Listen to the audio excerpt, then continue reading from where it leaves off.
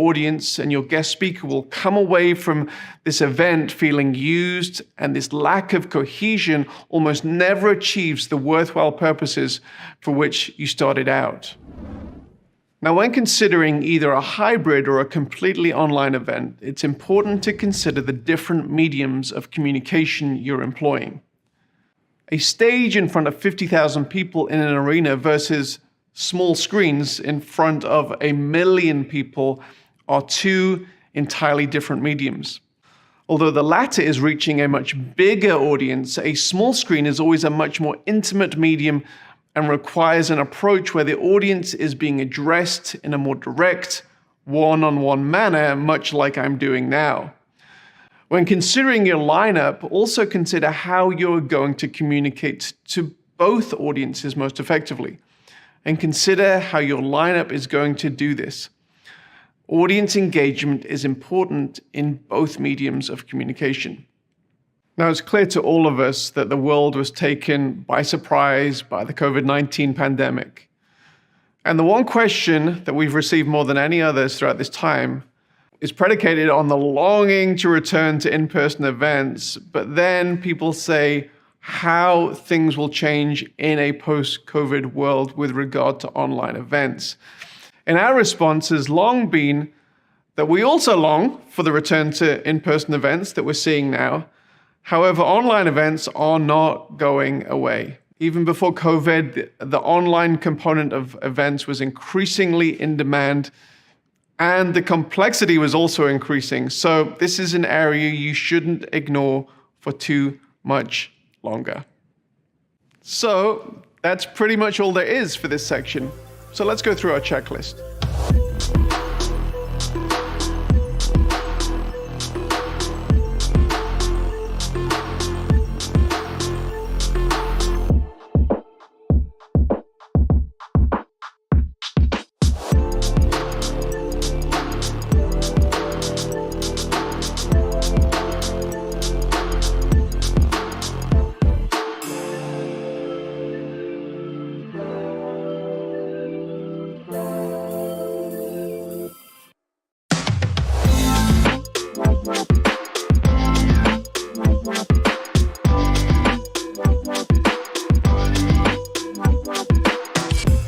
So, you figured out the reasons why you're doing your event. The next thing you need to figure out is how to communicate what you're doing to your intended audience to ensure the right people are at your event. Although this is a little bit of a simplistic take, the human dynamics of any event remain pretty consistent, whether you're a nervous high schooler wanting to pull off the student event of the century, or gathering 80,000 into a football stadium, or hosting an online event of any size.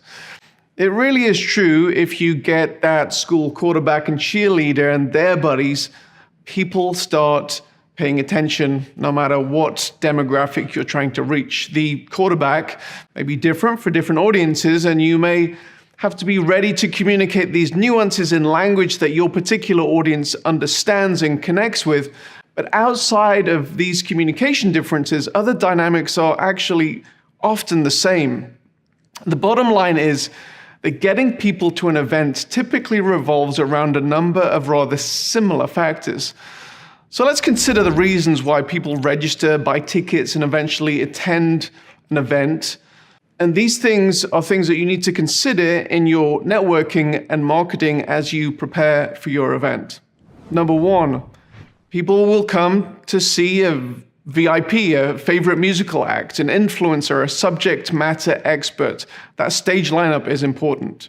Number two, people come to learn. They're going to be equipped at your event. Number three, often people will register to create memories and experience a unique moment of high emotion. That might be a rock band. Number four, for the networking opportunities, often at expo events. Number five, to support a cause. Number six, to be at the event of your tribe, your affinity group, the annual get-together. Number seven, because friends and colleagues are going to the event and people want to be there and belong to the group. Number eight, people go to be inspired and get a kickstart a kick up the backside in a particular area. And number 9, people go to be entertained. Often the reasons why people eventually attend are a combination of a number of these factors, and even more mundane reasons can just nudge a person over that finish line into actually buying a ticket. Now, we've talked about marketing, and it may start with emotion, narrative, and vision, and these are all great things, but the mechanics of getting the right amount of people to your event are just that, mechanics. And after a number of events, you will typically be able to estimate the percentage of people who will show up when comparing that to the number of people who have registered. So if you have a free event, it might be, we typically get 50 to 60 people, 60% of people who register who actually attend. Or if you have a paid event, it might be 85 to 95% of people. Also, the same dynamics of giving attendees a nudge to register with tools like giving a price break for early bird purchases, maybe a coupon code or an opportunity to be part of an exclusive component of the event, like a VIP group. They're seemingly mundane, but they can be surprisingly effective. Therefore, it's important to employ a number of marketing strategies when inviting your potential audience. Communicating both the high-level narrative that we've talked about, as well as these more mundane tool nudges on timing, cost, and exclusivity, which can get people over the edge, and so you know the number of people who are going to attend your event. The next question is, who do you want attending your event? As we've previously mentioned, it's important to narrow in on the goals of the event that dictate who should attend. The value of success isn't always determined by the number of people registering. The question is, do you want the people who are attending to maybe complete a particular action after the event? Do you want to inspire a certain demographic to do something as a result of the event? Answering this who question will dictate your marketing strategy and the critical criteria of success moving forward. Next, why attendees buy your tickets. Knowing that it is typical for a person to buy a ticket due to several factors, which we've mentioned, it's important that you are aware of the channels it will take to communicate those reasons to a particular audience so that they can hear your message and then register. These vary per organization, and therefore it's important for you to think about your own unique situation. But these typically include things like word of mouth. Personal recommendations in any industry, in any vertical, is typically the best way for people to join up. But we can combine with that other things, exclusive invitations, incentivizing a certain group to sign up. Maybe it's an influencer recommendation. It's not just a friend, but it's somebody who the particular demographic really recognizes and admires, who recommends people sign up is always helpful, and typically one of your best forms of marketing. Because one of the main reasons that many attend an event is because other people they know are attending, it's critical to get the mavens in a particular social group to sign up, those people who are early adopters. Number 2 channel, social media marketing. This has become such a pervasive way of communicating to today's generation. Providing value through social media channels is always a good precursor to then inviting the audience through normal posts or through paid advertising. And then number 3, your traditional advertising channels of TV, radio, print, pay-per-click, banner advertising can still be effective to reinforce your message. And getting all 3 of these channels to come together is often the way to get people across that finish line. It's also important to distinguish between the reasons people will buy a ticket or register for your event and the reason they will remember it, your brand values, and the reason they feel connected to your tribe, which will result in word-of-mouth recommendations and repeat visits. The brand value is built through the value that you deliver at the event, which could be as little as providing value through a networking platform. But real loyalty comes when you can actually create unique and memorable experiences. And this leads us in to the building of the event. So that's pretty much all there is for this section, but let's go through our checklist.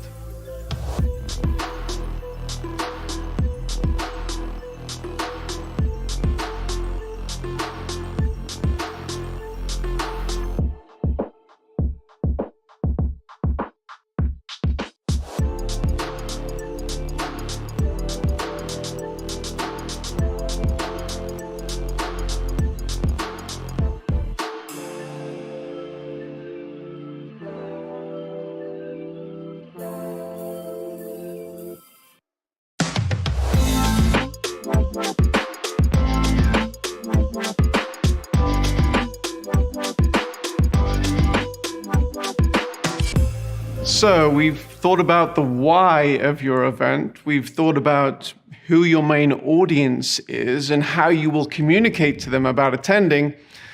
Now we need to get into the meat of planning your event. And the first part now is determining when the event should take place and how long it should last. Now, event producers who are familiar with the cadence of an in-person physical event are often curious and ask us whether there are similar optimal times and durations for online events. There's no exact science in answering this question. However, there are some guiding principles which must be considered. In-person events will often require an attendee to take time out from their usual schedule. It might include travel and booking accommodation, and if this is the case for a significant portion of your audience, then it's often wise to make the hassle involved in travel and staying away from home worth it. You, as the event producer, must be concerned with the creation of space in the event, time for networking and meeting, as well as determining the potential for curated moments in plenary sessions which unite the messaging and can mobilize your entire audience. Now, hybrid events, online and in person, typically have the same considerations as in-person events, as it mirrors the in-person event experience. Now, it often comes as a surprise to first-time hybrid event producers that the people attending the online portion of the event are actually physically present at the event. They may have other commitments,